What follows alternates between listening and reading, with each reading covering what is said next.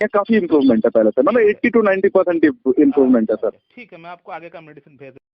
दोस्तों, आपने अभी ये जो कन्वर्सेशन सुना, ये हमारा और हमारा एक पेशेंट का है जिनको पिछले 2 साल से सेक्स रिलेटेड प्रॉब्लम थी। और आज इस वीडियो में ये बताऊंगा कि कैसे इनका सेक्स प्रॉब्लम हम लोगों ने सॉल्व किया, जो कि सिर्फ 2 महीना में लगभग 90% सॉल्व हो चुका है। वो कैसे सॉल्व हुआ, हमारा क्या अप्रोच रहा, हम लोगों ने इनको ऐसी कौन कौन सी मेडिसिन खिलाई जिससे कि इनका प्रॉब्लम एकदम जड़ से समाप्त हो गया। तो आज इस वीडियो में हम लोग ये जानने वाले हैं। तो मैं डॉक्टर सुप्रियोता और आप सभी का फिर से एक बार बहुत बहुत स्वागत है मेरा इस YouTube channel homeo care tips पे। तो दोस्तों, ये जो पेशेंट है ये हमारे पास आए थे लास्ट ईयर दिसंबर में ऑनलाइन कंसल्टेशन के लिए।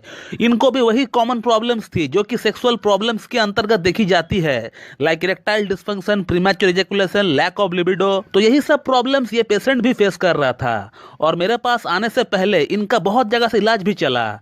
उनमें से 2 बड़े यूट्यूब के सो कॉल्ड होम्योपैथ भी थे जिनका वीडियोस आप लोग बड़ी चाह से देखते हो।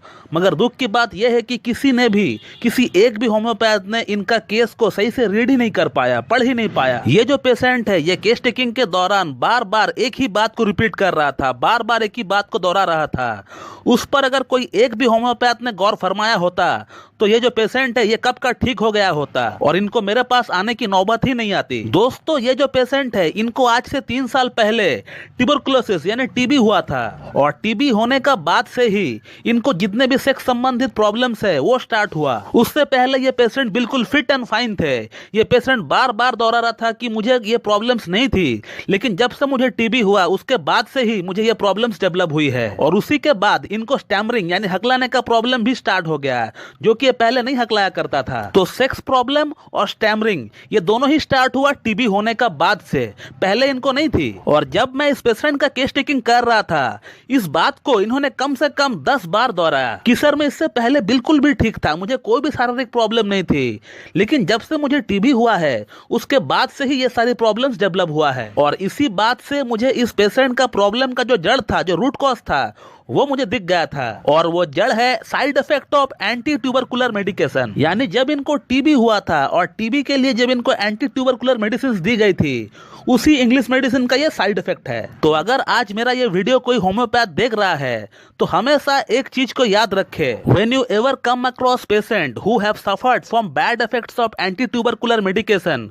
so please in such cases do remember a drug name which is known as streptomycin. Streptomycin है जो मेडिसिन है ये टीबी पेशेंट में ही दी जाती है। बट जब आपको कोई ऐसा पेशेंट मिले कि इंग्लिश ट्यूबरकुलर मेडिकेशन के बाद अगर कोई साइड इफेक्ट चालू होता है पेशेंट में, और वो साइड इफेक्ट कुछ भी हो, टॉप टू बॉटम कुछ भी हो सकता है। इस केस में मैंने सेक्सुअल प्रॉब्लम और स्पीच प्रॉब्लम के लिए स्ट्रेप्टोमाइसिन का इस्तेमाल किया है, लेकिन आपका पेशेंट को अगर कोई और प्रॉब्लम है, फ्रॉम टॉप टू बॉटम कुछ भी प्रॉब्लम हो सकता है, तो फिर आप आंख बंद करके स्ट्रेप्टोमाइसिन के बारे में सोचिएगा। लेकिन element after bad effects of anti tubercular medicine ही होनी चाहिए, तभी स्ट्रेप्टोमाइसिन काम करेगी, अदरवाइज नहीं। और इस पेशेंट को मैंने स्ट्रेप्टोमाइसिन 200 और 1 mg का एक सिंगल डोज ही दिया है अब तक। और आज तकरीबन 2 महीना हो चुका है इनका ट्रीटमेंट हमारे पास चलते हुए, और इनका प्रॉब्लम कम से कम 90% तक सॉल्व हो चुका है। पिछले 2 साल से वो यहाँ वहाँ के मेडिसिन खा रहे थे, लेकिन इनको कोई भी फर्क नहीं पड़ा था। लेकिन हमारे पास सिर्फ 2 ही महीना ट्रीटमेंट इनका चला और इनका प्रॉब्लम कम से कम 80 to 90% सॉल्व हो गया। और इसी के साथ इनका जो स्टैमरिंग प्रॉब्लम थी, जो हगलाने का प्रॉब्लम थी, वो भी कम से कम 60 to 70% सॉल्व हो गया। मैं फिर से चाहूंगा कि आप लोग इस पेशेंट का फीडबैक एक बार पूरा सुने। हेलो जी, मैं बोल रहा था जी। डॉक्टर दत्ता जी जी जी। आपका जो ट्रीटमेंट चल रहा है हमारे पास, इरेक्टाइल डिस्फंक्शन, प्रीमैच्योर इजैकुलेशन का, इन शॉर्ट अगर मैं कहूँ सेक्स प्रॉब्लम का जो ट्रीटमेंट चल रहा है 2 महीने से, उसमें कितना इम्प्रूवमेंट आपको हो रहा है? जी डॉक्टर साहब, जो आपका जो मेरा जो चल रहा था दवाई वगैरह वो तो चल रहा था दिसंबर से, तो बहुत ही अच्छा उसका फीडबैक है मेरे तरफ से। अच्छा। अभी काफी इम्प्रूवमेंट मेरे को इसमें दिख रहा है। अच्छा। पहले जैसे कि काफी दिक्कत था, काफी ये सब मामला में मैंने तो आपको सभी कुछ शेयर किया है। हाँ हाँ, शीघ्र पतन का हाँ, लैक ऑफ।